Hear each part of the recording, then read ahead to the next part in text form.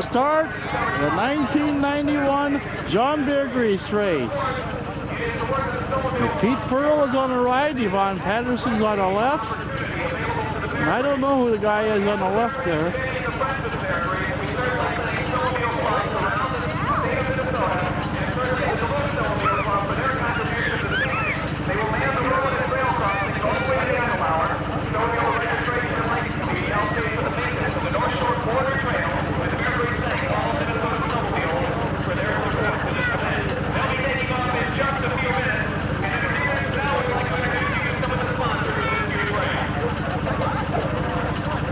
There's a fancy crew here. It's got all jackets the same.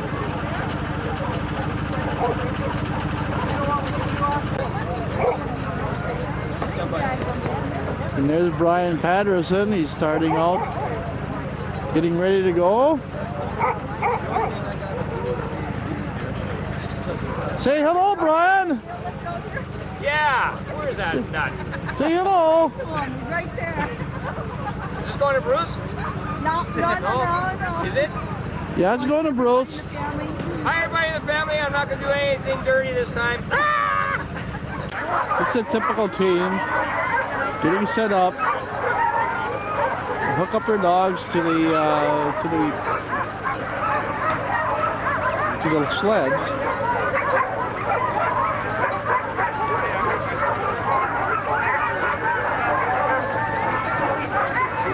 Need about 4 or 5 people that help out doing this.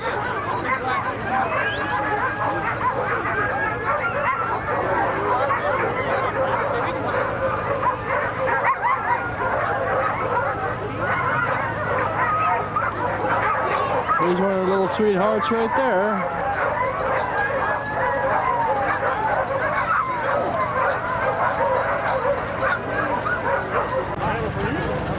This will be the truck that we'll be with for the next week.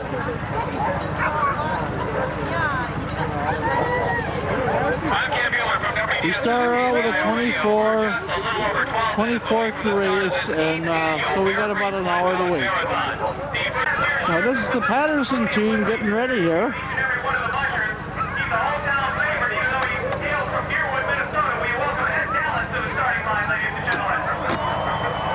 So the dogs will be working with for next week.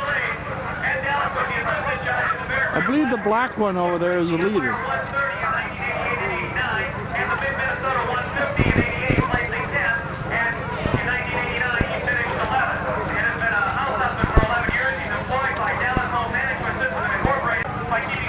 And this is Brian getting his sled ready.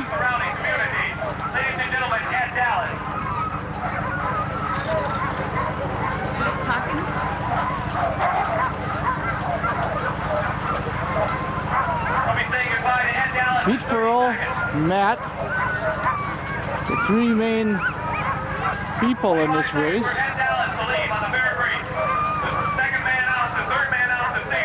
Pam's husband.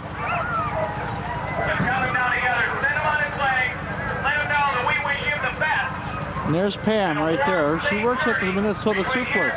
Peter.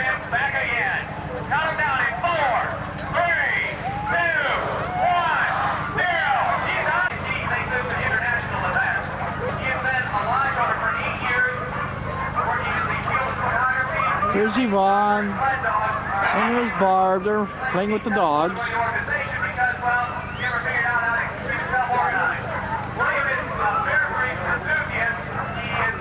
Isn't that a face? Look at that face. Beautiful dog.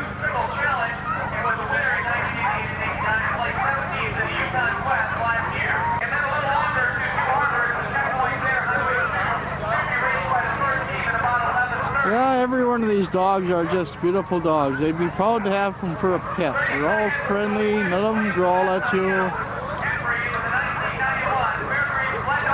Just sweethearts.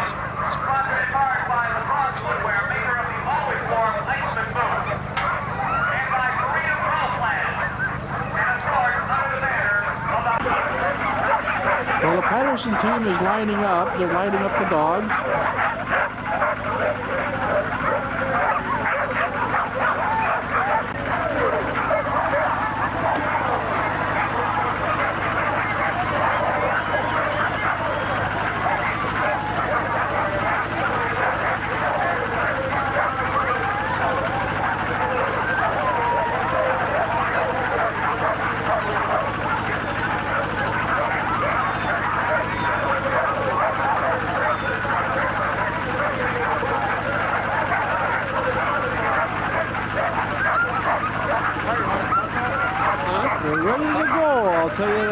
Yap, yap, yap.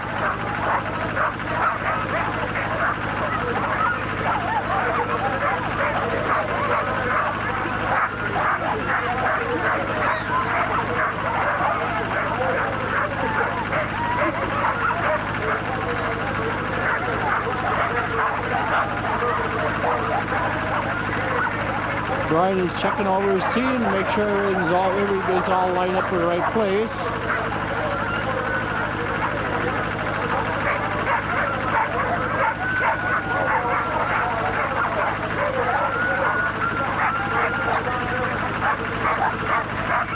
Doesn't take too long to hook up the dogs to get enough people. When you only got 1 or 2 people, it takes about 15 minutes. Favorite dog, his name is Bob. He doesn't look anything like a John Beargrease dog. It looks like a mutt that came out of the backyard.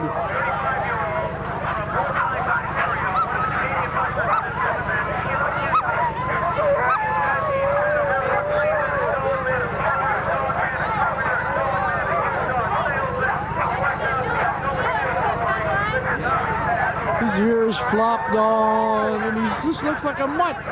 He's a good puller, I guess.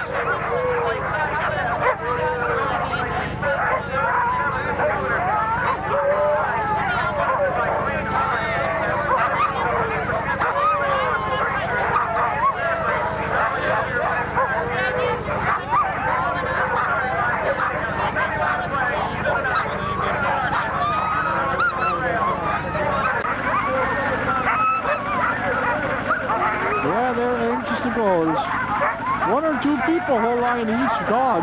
They just want to go.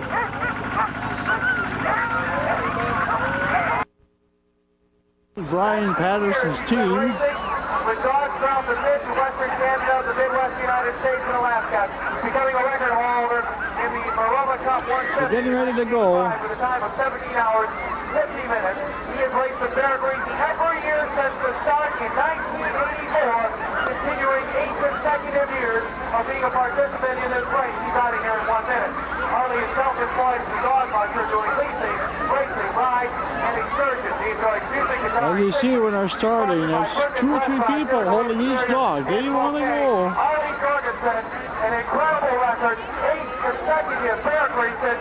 He's been here every year. Much better though, we appreciate that kind of support for Harley as he's out of here in a half a minute.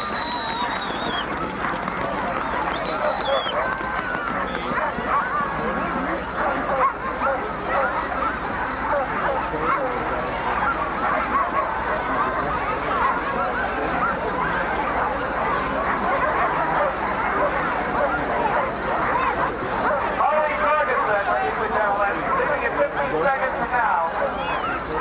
It is 8 consecutive appearances here in this great event. Let's set him on his way in 4, It's Yvonne down there. 2, 1, 0, see you later. He's out of here. He's gone. He's into the night. See ya. And good luck to Harley Jorgensen as he starts his 8th consecutive Beargrease Marathon. I remember that Harley took a bad spill last year, and in fact, after his collarbone was broken, Moving up. part of North Shore Trail last year. We're next. It's not what they are this year. Of course, this year we have seen some of the finest conditions on the North Shore Trail, some of the best grooming, and some of the show conditions that are the finest in the 8-year tradition of this race. From Columbus, Minnesota, at the starting line, 31-year-old Minnesota has 4 years of racing experience. He's raced in the Beargrease in 1989 and 90. He is a manager for Mr. Nick's Restaurant in downtown Duluth, enjoys biking, riding, swimming, and of course running the dog. He's sponsored by Minnesota Surplus and Outfitters and by Beargrease Duluth.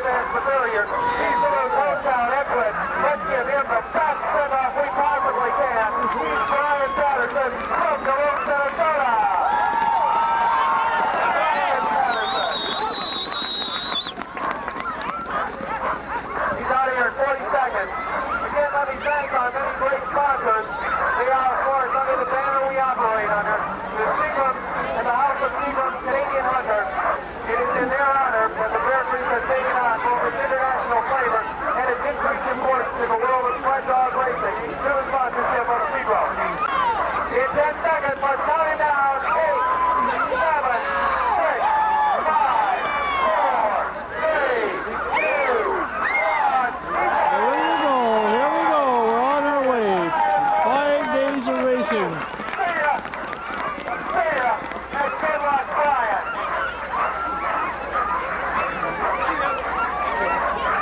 Picked up from Waterloo, Michigan.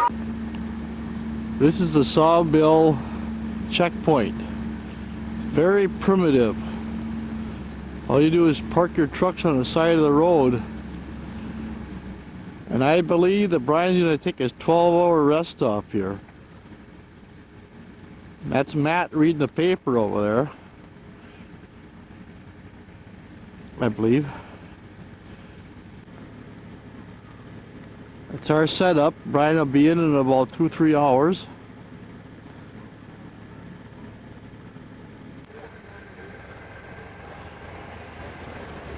This is the officials stay here, and they get the dogs when they leave, and they check them all out before they leave. They get a fire over there, and they're getting all the paperwork done here. Alright, I'll get on. This is the checkpoint for the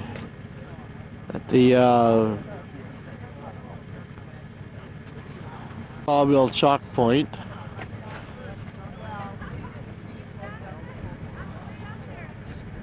I probably won't be taking a picture of Brian coming in, but I'll take a picture of a team coming in.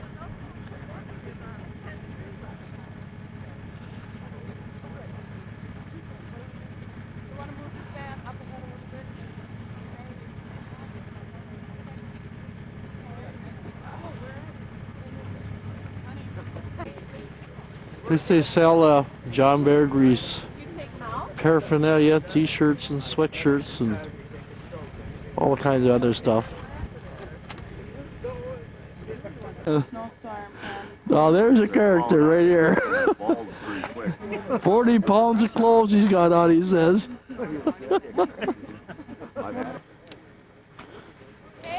Here's this team. I don't think I got it.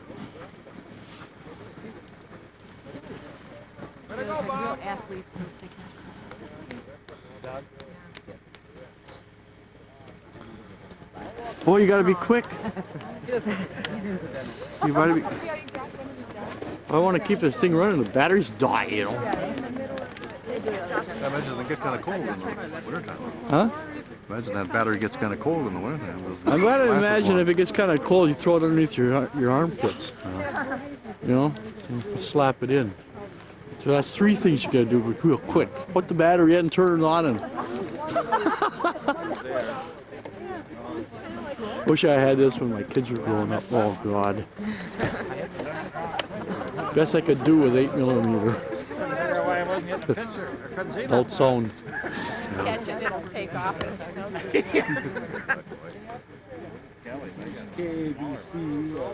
Yeah. Who's that? Anyway? Now you can go home and take your nap. Yeah. No, well, Daddy's got this schedule for everybody. I didn't leave here until inside story.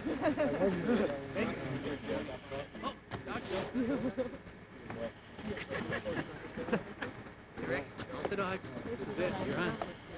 All right.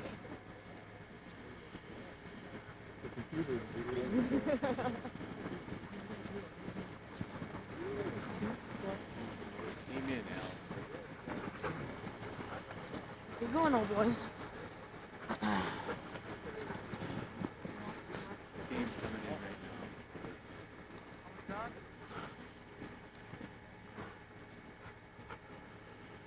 Who is this from? Ray Olsen. Wayne Olsen? Ray. Ray Olsen. I believe this is Ray Olsen. Lee Gordon. Ray Gordon. Oh, okay. Where's he from?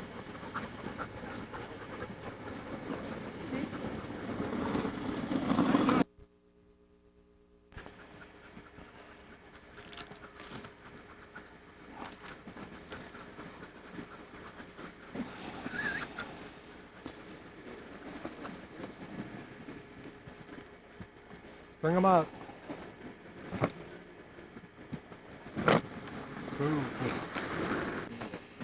Thank you. Guys ready? Bob Lugo's in, 115, $13.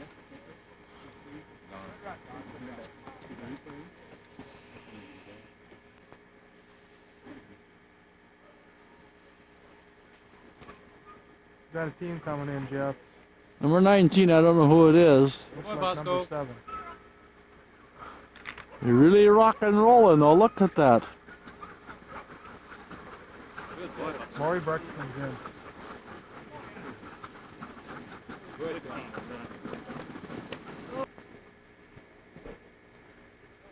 This is a coffee stop at the Sawbills checkpoint. Got last year's Beargrease donuts.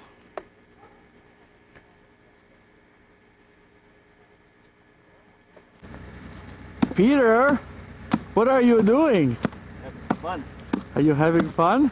Yep. What are you looking for on the bottom of that box? Looking for the right piece for the pot.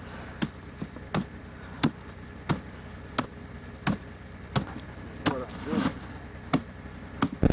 Are you fixing our lunch? This is my lunch. I don't care about what anybody else. Here comes Brian. Let him hook up right to there and sit down here.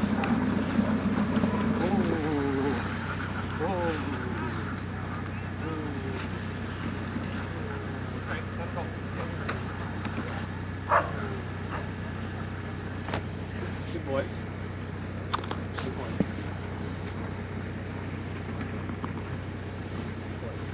Not my little. This is one tired little boy.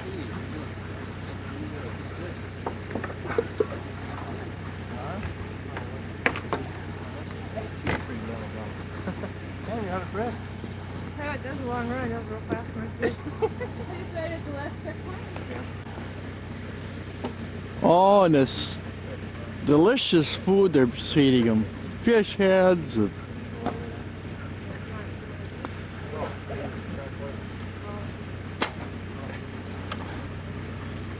they look good though. The dogs look good.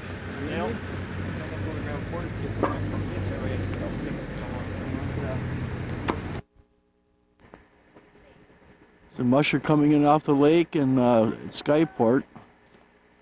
I don't know who it is. Yeah, right in here, Mark. Right up here. God, it's gonna hold still. My hand's so cold. Where's the camera bag in the truck?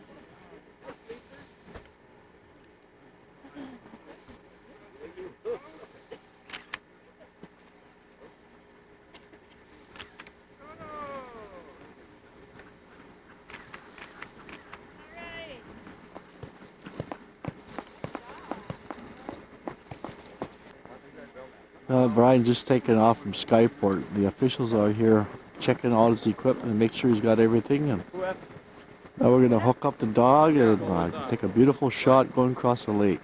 Put overbite up there. Then let's put Miami. Overbite with Miami.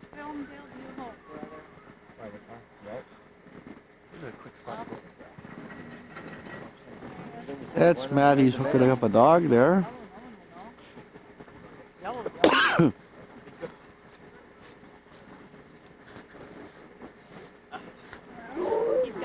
There's Pete. He's hooking up a dog.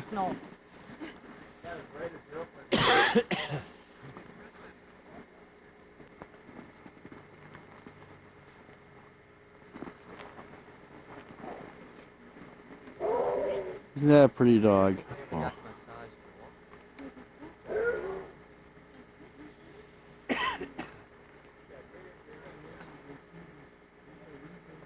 Right now.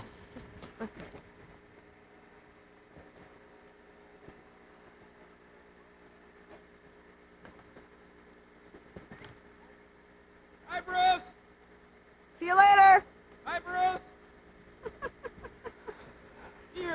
ready. Yep. See you guys later. Okay, bro, Brian.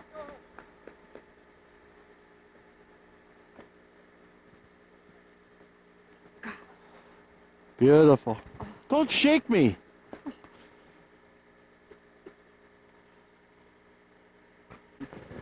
I should have got a snapshot too, and I'm so busy. Oh.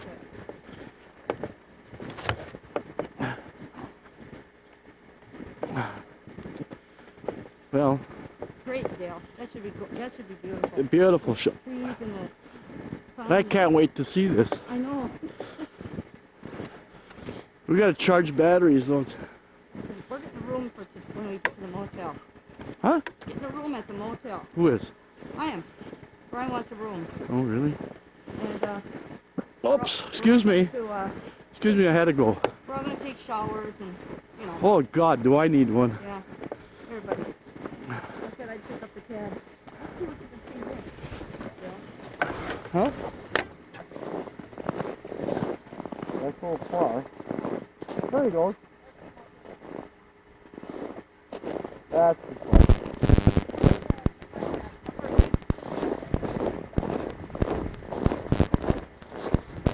I can charge at the. I'll charge at the hotel.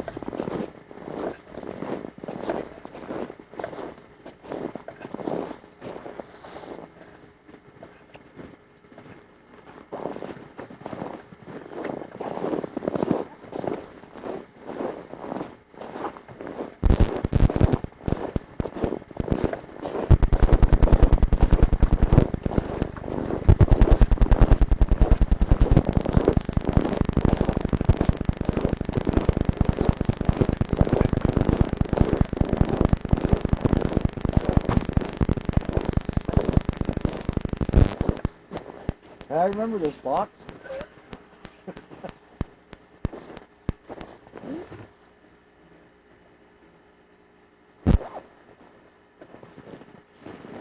I gotta do it. Huh? No, no. I don't want to leave inside. Camera gets full of water. You know.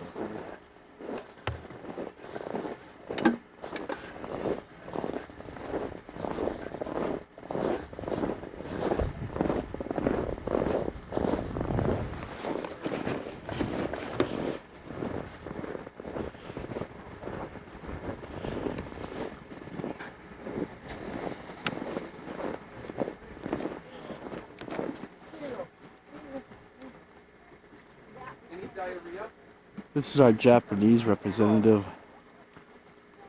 the John Beargrease. He just came in.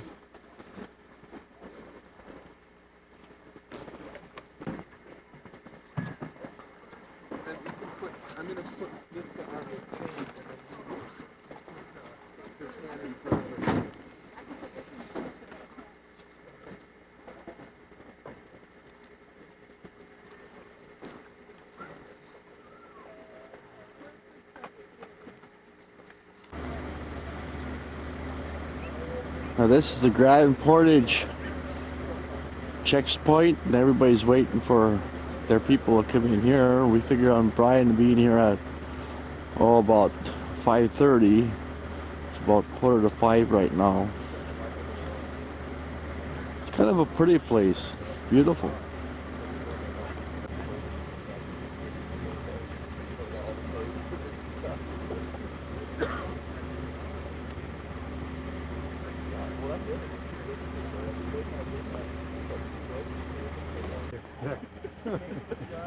I believe there's somebody living in this place or staying here for the weekend, or it is a setup for camping, I think. Looks like it. I'm glad I got a place for the bed. Are we ready to go back pretty soon, or?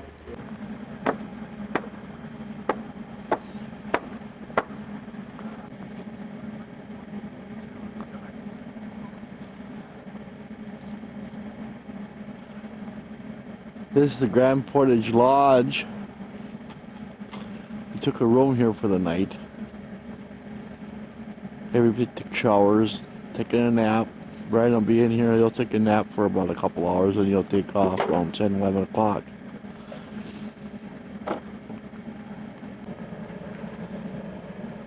It's the 10th sled dog team that just came in, I imagine. They're all crapped out here, so.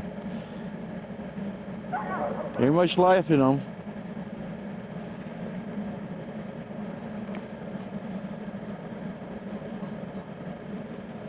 Look at that face. He looks tired.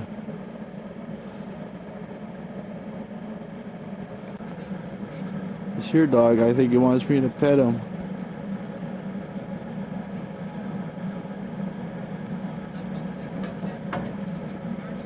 Hi, bud.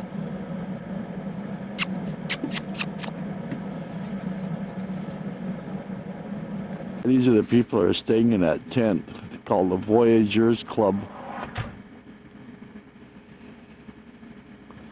They dress up like the old Voyageurs. You didn't hear the weather forecast, did you? No, I haven't. This is a team that just arrived to Grand Portage.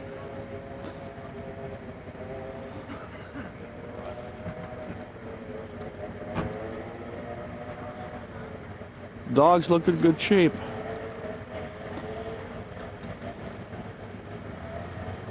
I think this is Brian coming in at Spyport.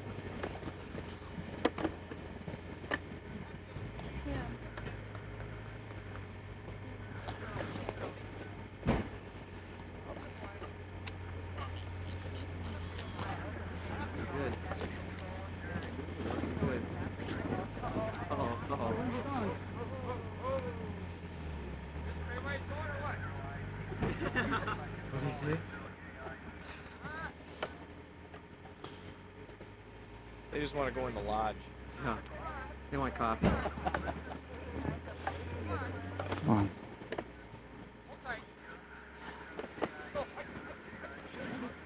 Oh, coming back up the hill Here again. comes Brian in the wrong direction here. Right balance. Go hop, go hop, go hop. Candy dogs. Where's the chute? You're close. Huh? You're close. I got him. I'll get him through the chute. We'll Want get some through the toast chute. and coffee. Huh? Toast and coffee. They're just going right in the door, Brian. I got toast in the toast. He took the wrong turn here. Yeehaw! Now he's gonna go back down the lake. That's more like the Whatever. Ozzy out there in the No.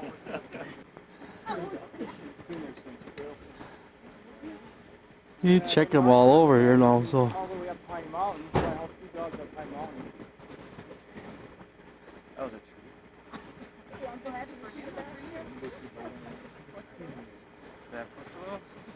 I got the shakes. Looking good, Brian. Brian. Yeah. Looking good. They're not looking too bad. I'm gonna be dropping dogs here so my team speed up a little. The only thing I wish I had was about a 10-pound sled. I passed Bob about 555, and he was about 300 yards from the road before you go up start heading up Pine Mountain there. Go through like 3 really steep hills there. Yeah. Was he stopped and rested? Yeah, he was laying in his sled. He said it would take at least an hour to get the dogs laying down. So. But he didn't seem really frustrated.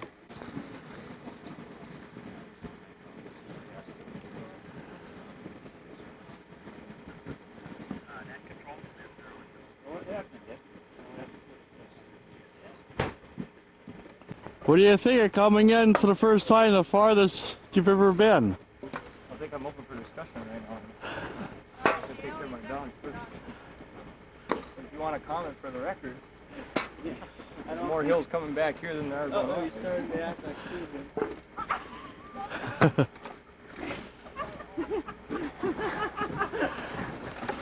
now, Chris. Yeah, we've never been this far in the Beargrease before, so we're pretty happy. Usually stop up at the last checkpoint, so back at Portage. Get 5 miles past Portage and we have to just stop there. I think we're gonna make it all the way. Brian had to take this one and put him in a sled. Guess I got kind of tired. He doesn't look too bad now.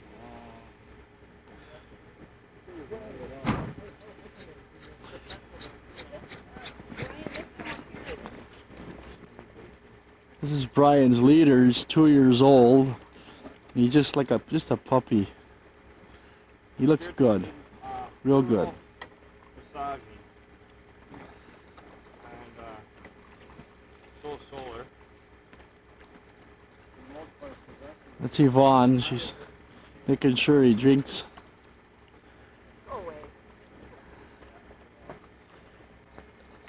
This is what they act like when they first come in after a 45-mile run.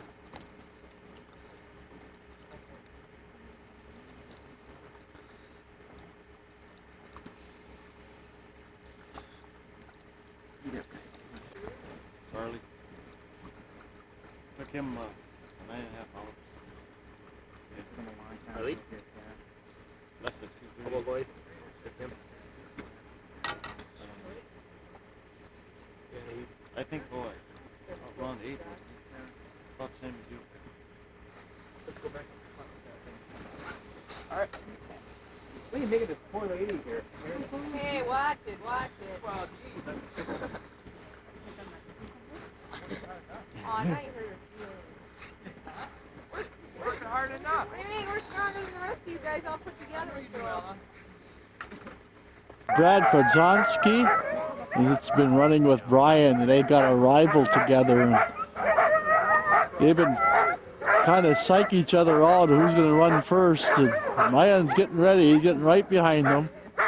So we'll be watching two teams here take off at this almost the same time. They're trying to catch another team that's left a while back.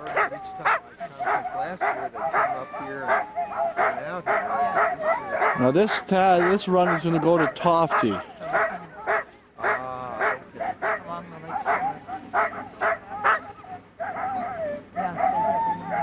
From Skyport to Tofty.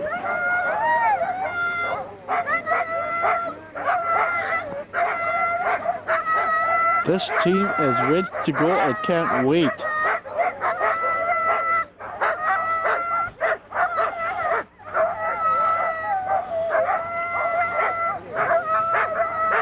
It's hooking up one of the leaders.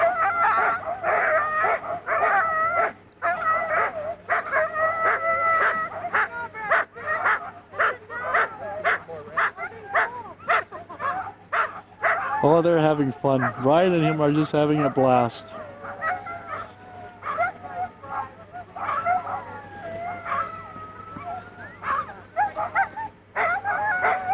Now I'm gonna telephoto. I'll wait till this here goes. Now they're going out to the starting line here.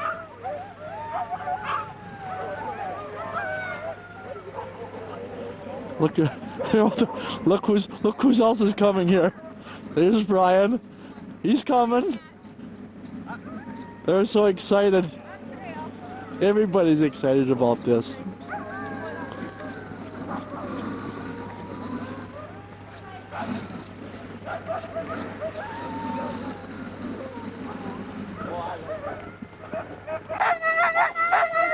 Now watch this team. They'll go down the hill.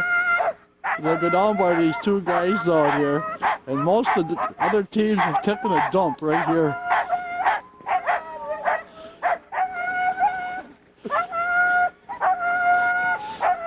We'll see if this team does it.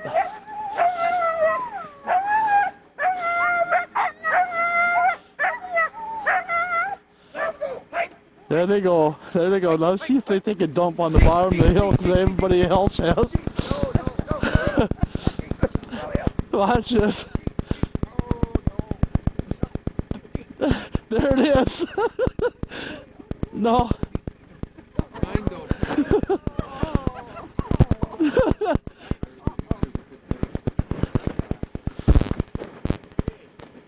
Nice little like this, you all get tangled up. They all get tangled up down here. Somebody's got to take a dump and take the wrong trail here. I don't know why.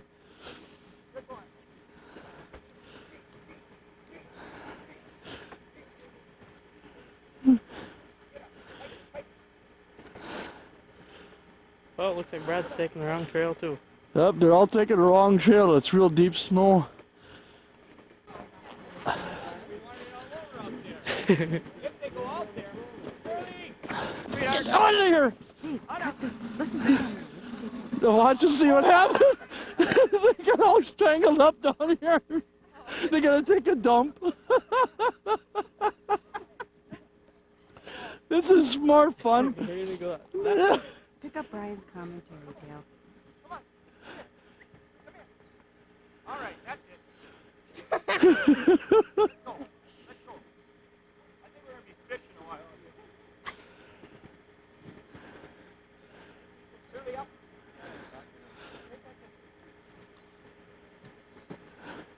Really? Really? Hi. There we go. Hold up now. Hold up. There you go.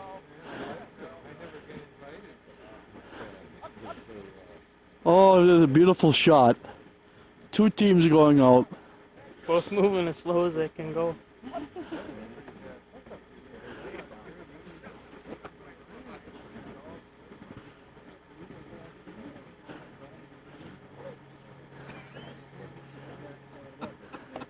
How close can you get to Brad? 7.5. Just have to think. Can you see if they're walking or trotting? No, he just says what happens is by the time you get to the next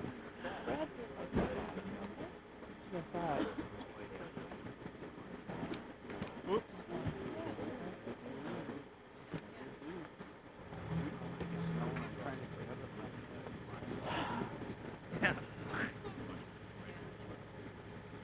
Oh, look at this! Look at what the hell is he doing?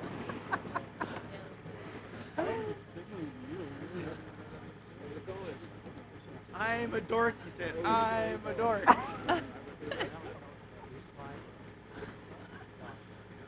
right. Now you can get your plastic and slide down here. Well,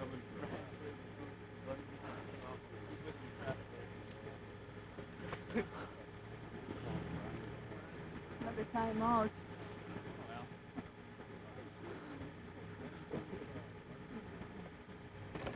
Cool. The team coming down the hill.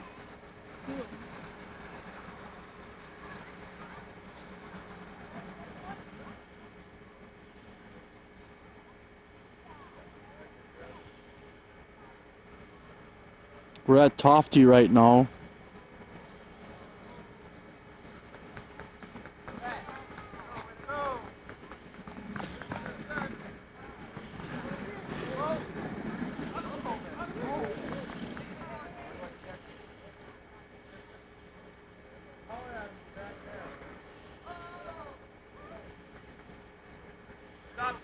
It's Brian Patterson just come into Tofty. He beat Brad. So Brad isn't too far behind him.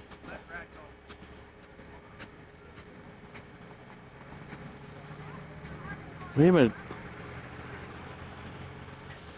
It's Brad and Brian together.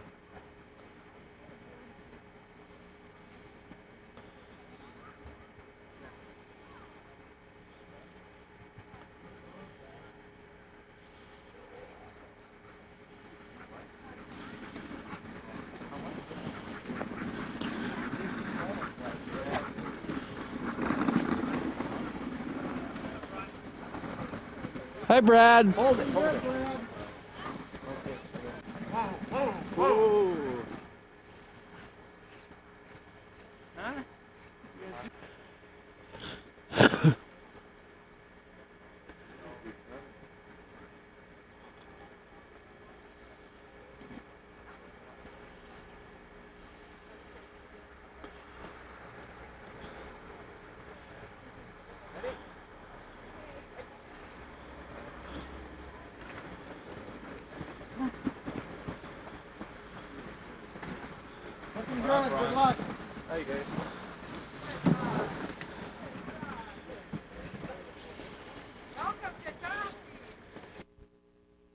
He's going out of Finland.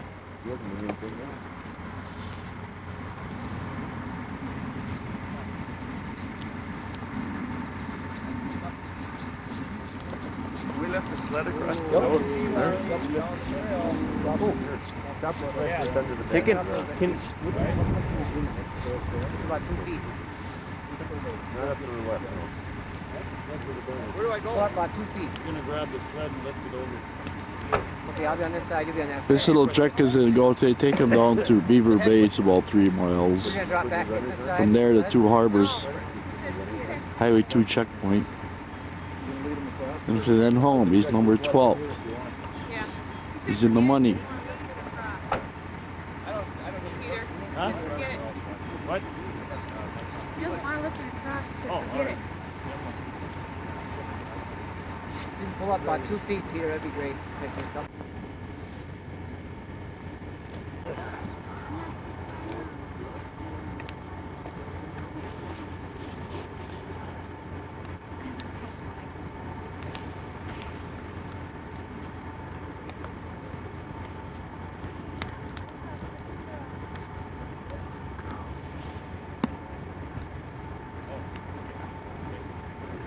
Let's see what happens.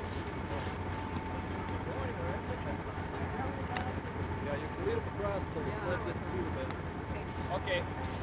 Then I gotta go straight up the hill. Go. Go. You got to help cross the road. Up. Okay, everybody let go of feet. Keep going up till the sled goes through the banner. Come on, Shirley. Had a little trouble getting into the chute up there.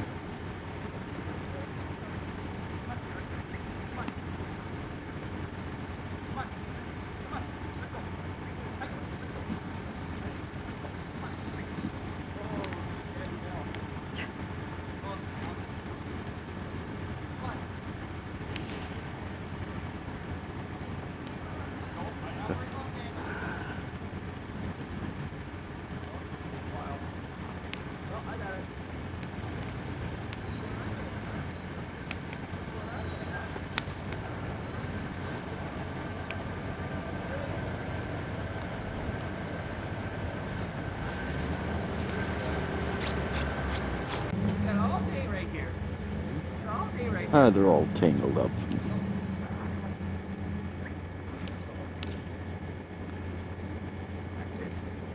Why don't you guys just go back to the truck and All right. I'll get out of here. Yeah, we'll I'll see you guys in Beaver Bay. yeah, we'll have a donut for you or something. Come on. Come here. Come here, buddy. Yeah. Dale. Dale, Come on, I'm Dale. gonna make a really bad comment in about 1 minute on that camera. There. Okay. Oh, are we tired? I should have stayed here. We should have stayed here. Huh?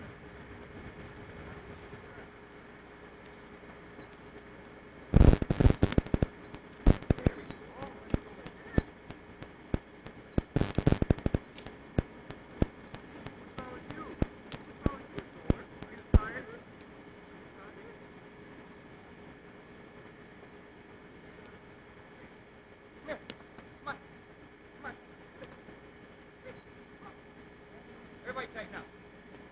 There we go. Stay tight. Come here. Okay, ready?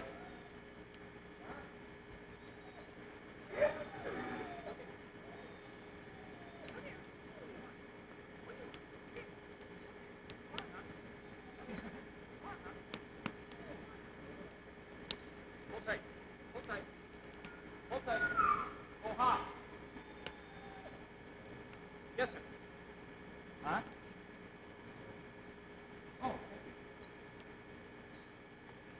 let's see what happens. Shirley! Shirley! Up! Let's go! There they go. Let's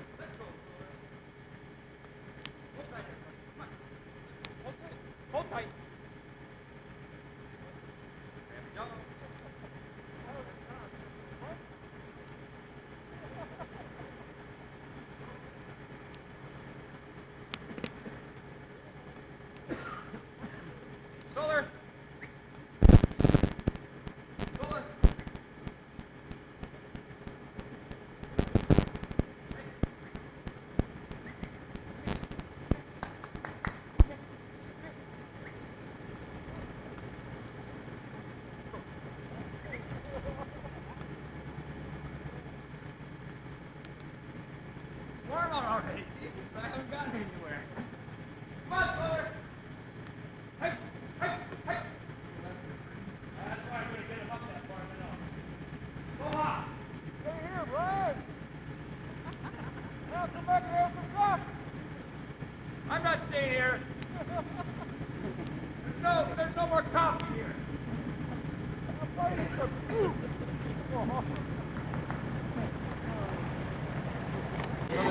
I did, actually. These are the famous, Everybody, we're on. the famous handlers of Brian Patterson, right here. Here we are in Lester Park. Well, not really. Yeah, well, we better get this on film because it'll be dark later. Yeah, right. Oh, here he comes, here he comes.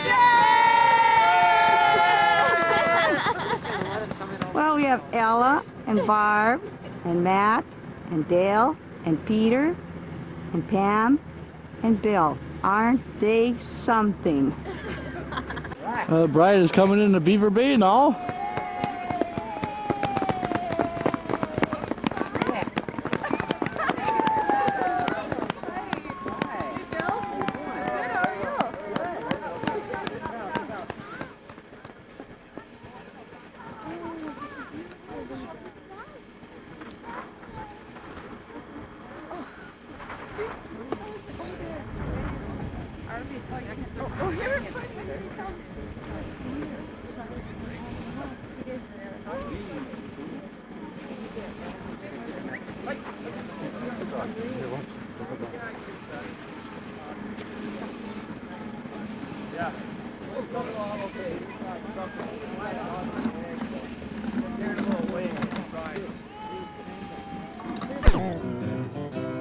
No matter how the weather gets, the mail must get through.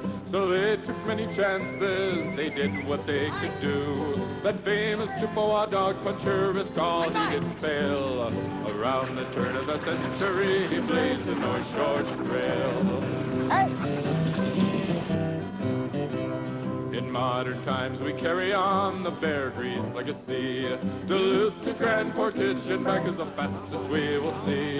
The mushers come from near and far, their teams are here to run. At the end of those 500 miles, who will be number one? The lead dog is the first in line, the point dog's right behind. The swing dogs do the pulling, but they don't seem to mind. The wheel dogs give them power, they're better than average. With the G-a-ha, hike and a woe, Duluth to Grand Portage, and back and back and back and back and back.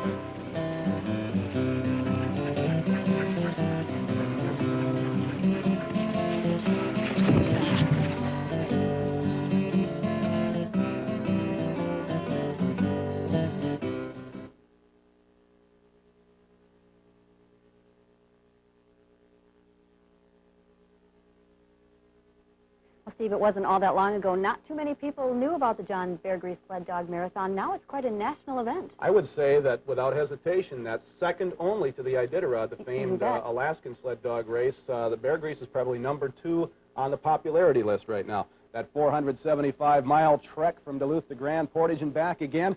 Well, it begins tomorrow night for another world-class field. Beargrease 99, certainly our big sports story this week. Ray Higgins, who's looking more and more like a musher every year, will provide our coverage again this year. And Ray, I see you're already out in the woods, huh? Well, Steve, it's only 24 hours until race time. In fact, the mushers say that the trail is in terrific shape. In fact, don't be surprised if we see another record time this year. You know, the mushers are busy tonight, going over rules, making final preparations. Those preparations, of course, include dollars. You know, with the vast expense it takes to put on a race like this, sponsorships are crucial to both mushers and race organizers alike. The most obvious sponsor, Seagram's Canadian Hunter, which lends its name to what is now known as the Seagram's Beargrease. I think we really enhance it that the people, that our consumers know that that we consider this such an important event, that we're going to spend this vast amount, it's quite a bit of money, and in the end, I think it benefits both of us. Now, the mushers themselves need money, too, for any number of things. Well, dog food, electricity. I mean, I have a huge electric bill. You know, there's always your phone bill, new truck, gas, just everything. Jacobson is a former champion of this race and still feels the need to work part-time in the summer. Same story for Dee Dee Johnroe, the 1989 champ. Royal Canin Dog Food and Eddie Bauer Clothing are two of her sponsors, which allow her to devote more time to her mushing. What these sponsorships have allowed me is not only the opportunity to learn, working like with head nutritionists and stuff, but also to be home more and to be home with my puppies and my dogs. And that's, to me, all I want to do is finance the ability to stay home. For the back end mushers, the ones like Duluth's Brian Patterson, who find even finishing the race a challenge, sponsors are critical as well. You'll see their trucks adorned with advertisements. But one musher, Ed Dallas, has no sponsors at all. But because he loves dog racing, he's here, hip deep in red ink. It's hard to explain people what this race means to me personally. I just enjoy it. It is, it's in my blood, I guess, like it's in the dogs. That's why, even when money is tight, they keep coming back. Why are you here? Why are you putting yourself in debt? I'd be happy otherwise. It's fun to be miserable.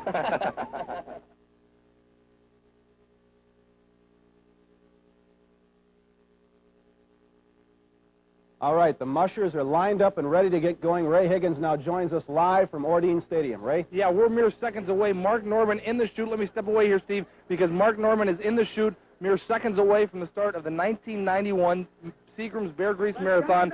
Nordman, 36 years old, an employee of the state of Minnesota, 15 years in mushing. He raced the 1989 Iditarod. This is his 6th Beargrease. You can hear the countdown here. 3, 2, 1, 0. He's out of there. He's out of there. He's beginning the 1991 John Beargrease Sled Dog Marathon. And there goes Mark Norman with 16 dogs pulling his way and starting the 475-mile race. Norman, the first one out on the course, so I guess for now, Mark Norman is your leader of this, the 8th annual Seagram's Beargrease, but of course, he's also the only musher out on the course right now, so that'll change because in 2 minutes, Bob Lugo will join him out there. Also, that things will change, of course. The lead will change several times over the next 4 or 5 days, over the next 475 miles. So what's important is not who's leading tonight on Tuesday night. What's important is who's leading on Saturday when the race is over. When you're picking favorites, it's easy to look to the defending champion, Susan Butcher. She's won 4 Iditarods. Butcher's main competition will come from the 2 other Alaskans in the race, Vern Halter, second by 25 minutes a year ago, and 1989 champ Dee Dee Johnroe from Willow, Alaska. All 3 Alaskans are confident entering tonight's race. You want some local favorites?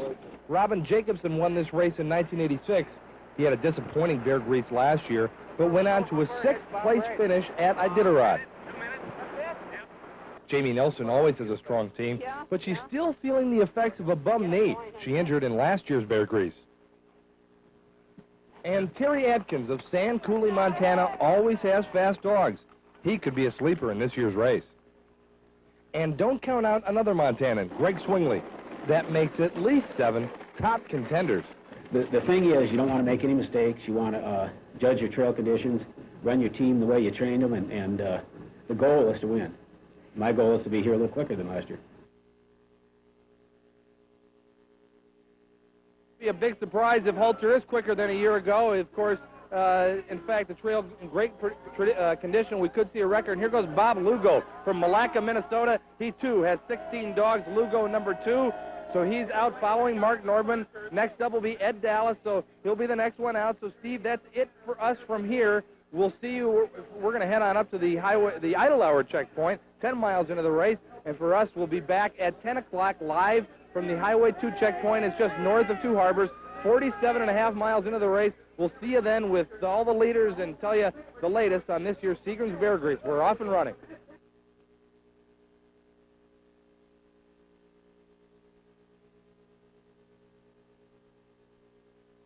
It's 11:24 p.m. north of Two Harbors, 47 miles into the race.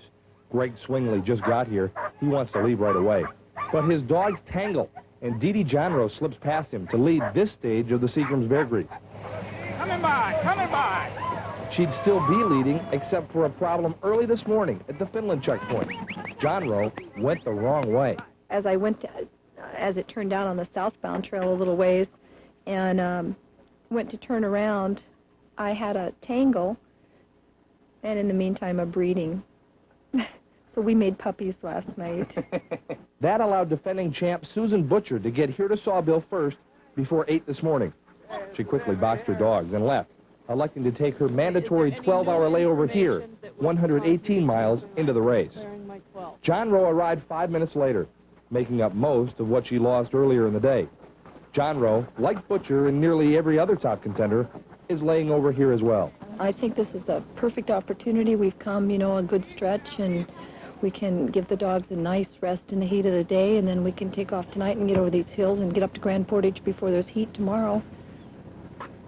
I think, you know, I think that's a better move. One of the brave ones, Terry Adkins of Sand Coulee, Montana. After feeding his dogs, he decided to run in the heat of the day. Dogs have it in them. A lot of the other mushers saying it's too warm today. Well, it's warmer today, but then I don't think it's too warm. We'll see. Bandana laying back there. Okay. Good team.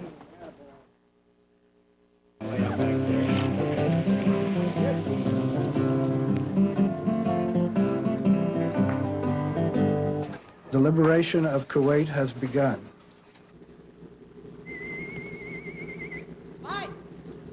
As of 7 o'clock p.m. Eastern Standard Time, Operation Desert Storm forces were engaging targets in Kuwait and Iraq. Some may ask, why act now? Why not wait? The answer is clear. The world could wait no longer. Hey, Glenno, you ready to go? You ready to go? At 7 o'clock tonight, as you all know by now, Eastern Time, 3 o'clock Thursday morning in the Gulf, the armed forces of the United States began an operation at the direction of the President to force Saddam Hussein to withdraw his troops from Kuwait and to end his occupation of that country. Yeah, we got another team coming in right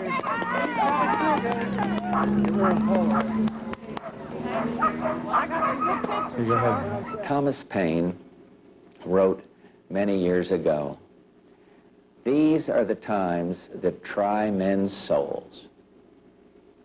Those well-known words are so very true today.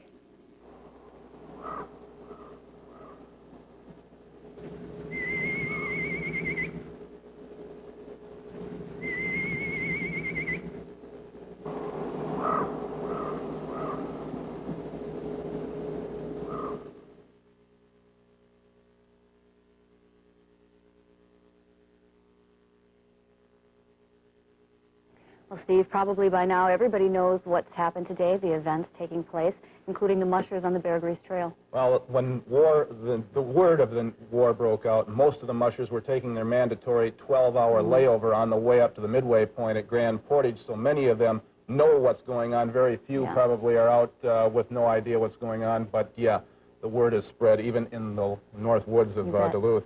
They're more than 24 hours now into the Beargrease 91. The big crowds and excitement that were so evident last night has given way to the quiet and solitude on the North Shore Trail. Ray Higgins now joins us live from Tofty for the latest on the race. And Ray, I imagine by now that the mushers have had plenty of time to dwell on what has happened in the Middle East. That's right. We got word, of course, as we were preparing for our 6 o'clock newscast live from the Beargrease Trail, and of course the events of the day took precedent over the things that are happening in this Beargrease. And you're right. In fact, we broke the news to some of the mushers and told them about it. In fact, many of the mushers, our satellite truck is here, and we intercepted a transmission from Saudi Arabia, and that's how we got word about it, actually, and many mushers and handlers gathered around our truck to find out exactly what happened, like the rest of the world, wanting to find out the very latest of what is going on in the Persian Gulf.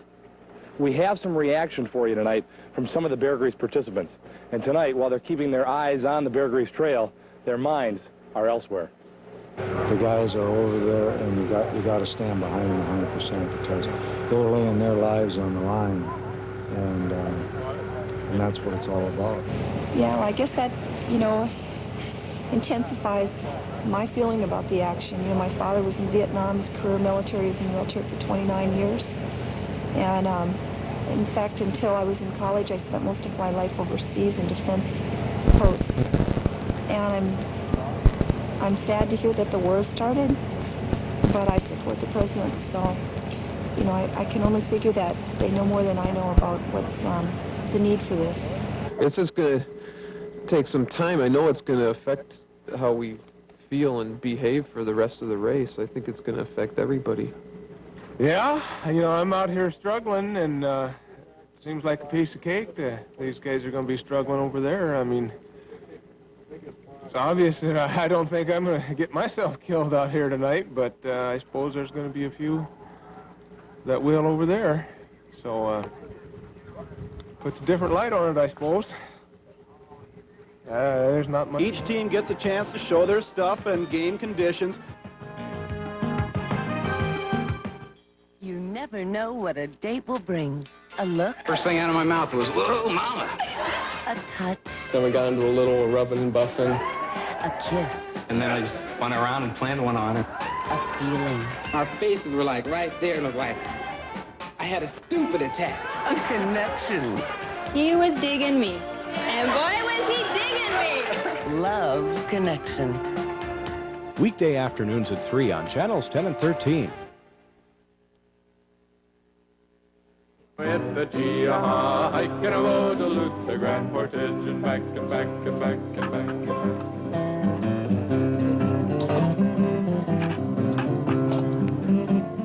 Well, Greg, with all the news events taking place, I almost forgot about the Beargrease. This really puts sports in perspective, doesn't it, Bonnie? I mean, we have events of far greater significance going on worldwide, and here we have really a diversion, hopefully. And the Beargrease, as you know, has been going on all week, and a record pace is being set in the 91 Beargrease. Several mushers are expected to be checking into the Tofty checkpoint around 1:30 this morning.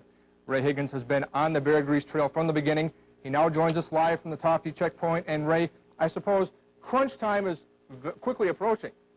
Yeah, quickly approaching, faster than I think people expect. It's been 24 hours since we saw you, so we'll bring you up to date from about the last 24 hours or so. 3 mushers on the trail between the Skyport Lodge and here in Tofty, 329 miles into the race. And the guy that's leading this thing is the one who a lot of folks said yesterday had made a big mistake. After disregarding conventional wisdom and not resting his dogs in yesterday's heat, Terry Adkins arrived at Grand Portage just after midnight, ready for his mandatory 12-hour rest. 12 hours rest, and I think they'll even be stronger going out of here than they were at the start of the race. Coming off of her 12-hour, Susan Butcher led a trio of mushers to Portage after daybreak at 7:43. Welcome to Grand Portage. Edie Johnrow arrived at 7:55.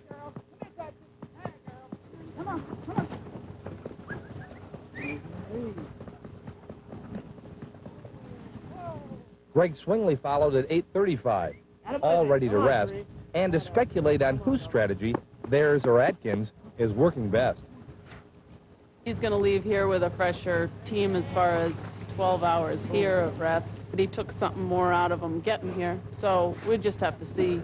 Shortly after noon, Atkins and his team were ready for the return trip to Duluth. Hey, Gleno, you ready to go? You ready to go? And off he went, leading the Beargrease. Butcher left Portage 22 minutes later, but here, 7 miles out on the trail, she'd already shaved 10 minutes from Atkins' lead.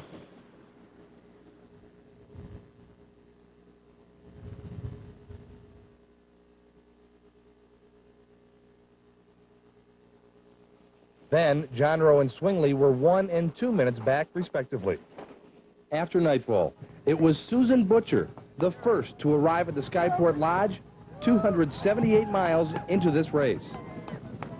15 minutes later comes Terry Atkins, who shook off the reality that his team had lost 37 minutes to Butcher's team over the previous 60 miles. Well, I stopped and snacked my dogs and changed some booties. I'm not discouraged at this point. It's too early to be discouraged. The master plan's still working. Well, we're right on our schedule. I said earlier I might get past, but the dogs are doing what I trained them to do, so I'm happy.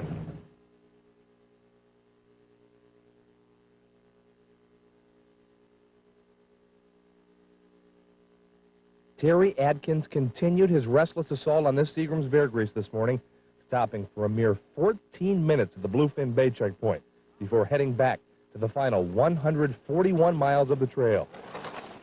Atkins then blew through the Finland checkpoint, resting only 38 minutes before heading to Beaver Bay. The closest driver giving chase, and barring catastrophe, the only one with hopes of catching Atkins, Susan Butcher. Her dogs had rested more, but had 2 hours to make up. Now, Atkins does have a problem, and it's this. So far during the race, his team has not been as fast as Butcher's. Therefore, he's had to make it up at the checkpoints. The problem there is his team has not had much rest at all. Atkins reached Beaver Bay at 11:23 this morning, and true to form, didn't spend much time there. A quick snack, and back to the trail with 8 dogs. Total layover, 29 minutes. Well, we'll give it a good old try. There you go again without much rest. I'm well rested, can't you tell? In another hour and a half, Butcher showed up. She took a page from Atkins' book. Her team snacked on whitefish for 12 minutes. The sense of urgency was obvious. With 83 miles to go, Butcher was in danger of losing this race. At this point, I'm still holding out hope, but he is the one to beat, and he doesn't appear to be operating as tired a dog team as I would have suspected, given the circumstances. Onto the Highway 2 checkpoint they must. It's Atkins' race to win or lose. I wish Highway 2 were closer. Not setting any land speed records here.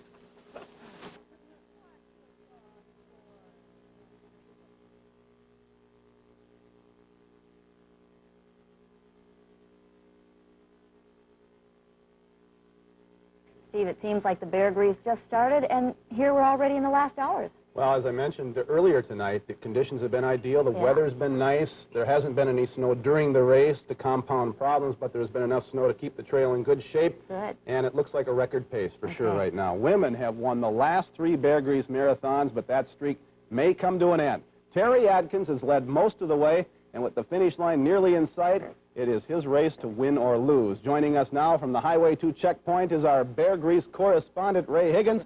And Ray, can anybody catch Mr. Atkins? I guess that's the question of the hour. We're 47.5 miles from the finish of this year's Seagram's Beargrease Marathon. It is Terry Atkins with a 64-minute lead as they leave the mandatory 4-hour layover here at the Highway 2 checkpoint north of Two Harbors. Now, all week long we've been talking about Terry Atkins this, Dee Johnroe that, particular mushers. But let's get one thing straight. These are dog teams, and the musher is the head coach. During his 4-hour layover, head coach Terry Atkins sat in the truck for warmth, contemplating what could be a forthcoming Seagram's Beargrease victory. I'm just going out there and run what I've trained and do the best job I can and try to beat her to the finish line. If Atkins does win this race, it will be because of his dogs, which ran hard this week with very little rest. The lead dog in a race like this is like the quarterback of a football team, so crucial to success. Atkins' leader is Gladstone, a veteran of 8 Iditarods.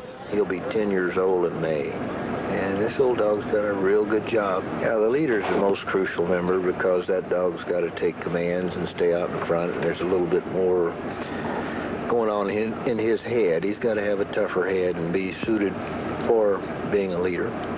Gladstone and the rest of this team haven't had much time off this week. Hey, Gleno, you ready to go? You ready to go? But he's been ready to go the whole way. First things first, though. Tonight, Gladstone led Atkins and his team out of here at 9:37. Just 47 miles to go. Then, this team can rest. One more thing about Gladstone, a remarkable dog. In 8 years of racing, he's finished every race except for one. That's really something. All right, here's the scoop. Susan Butcher is still here. She leaves here at 10:41. It's going to be a difficult margin to make up those 64 minutes.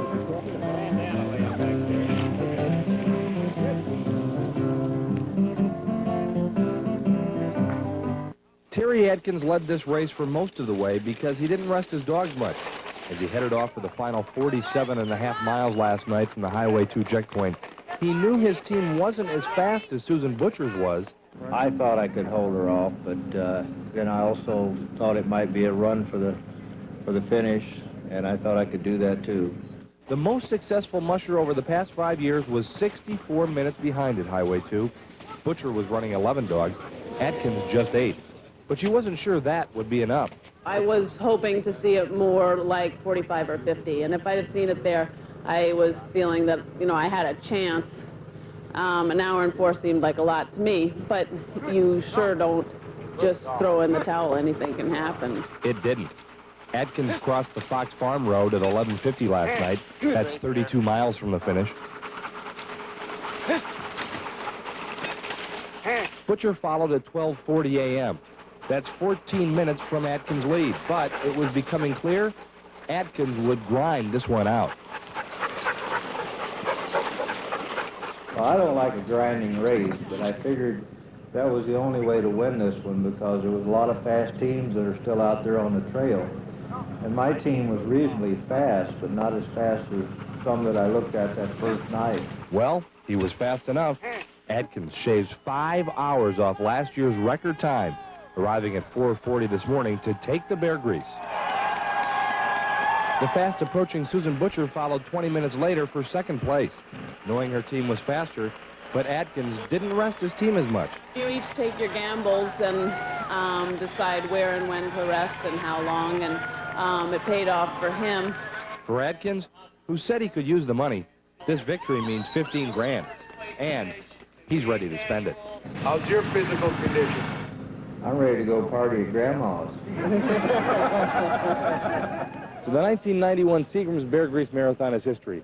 One championship streak still intact, that of no musher ever repeating as champion here. Another streak broken. Women had won the last 3 Beargreases. This year, a man, Terry Adkins of Sand Coulee, Montana, the champion at the Seagram's Beargrease.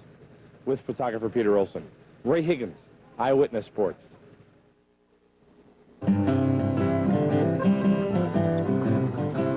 No matter how the weather gets, the mail must get through. So they took many chances, they did what they could do. That famous Chippewa dog puncher is called, he didn't fail.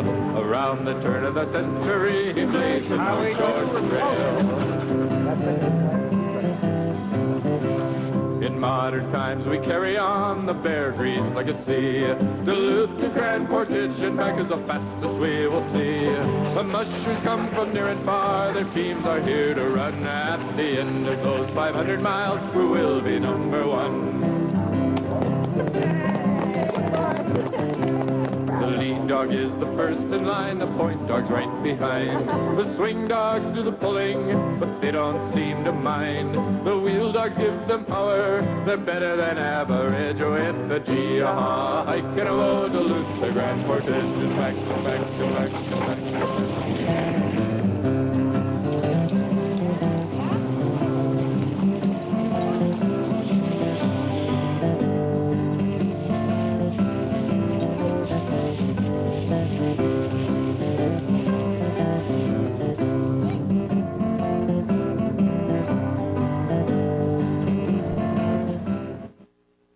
Seagram's Beargrease Sled Dog Marathon 91 has been brought to you by Minnesota Power, always at your service, and the Duluth Clinic, your partner in health for over 75 years.